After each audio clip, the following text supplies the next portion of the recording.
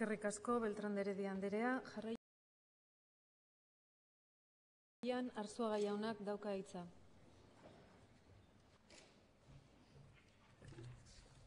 Bai, eskerrik asko, Beltrán de Heredia Andrea, ez zuen ematen oso komplikatua informazio hori eskuratzea, izan ere, eginen kurrikulumean agertzen zen curso de análisis forense de sistema, telefonía móvil y obtención de evidencias digitales para cuerpos policiales, eta euren artean, Dirección General de Guardia Civil, grupos especialistas de la Guardia Civil, Ministerio de Defensa, Cuerpo Nacional de Policía, Policía Autonómica Española, Ertzaintza, Mossos d'Esquadra. Baina ez da bakarrik bere kurrikulumean.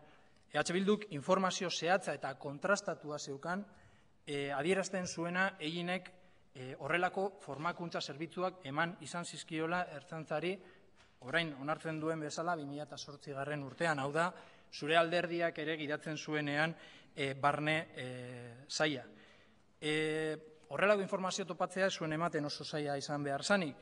Kontua da guretzat oso desegokia ikusten dugula informazio periodistiko hau ateratzearekin batera sailburua ezer egin ez izatea.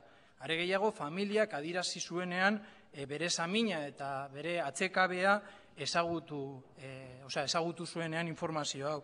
Ez dugu ulertzen, ez eskatzea barne ikerketa bat.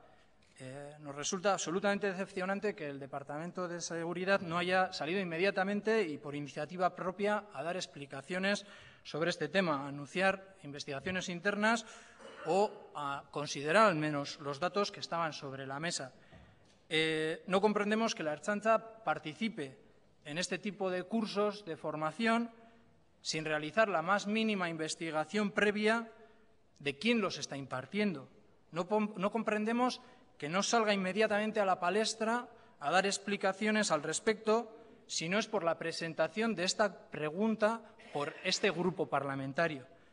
En cualquier caso, consideramos que es una negligencia grave de su departamento no aclarar estos términos y una falta total de sensibilidad hacia la angustia y el dolor que la familia ha expresado públicamente al conocer que el asesino de Yolanda continúa en labores de asesoría policial.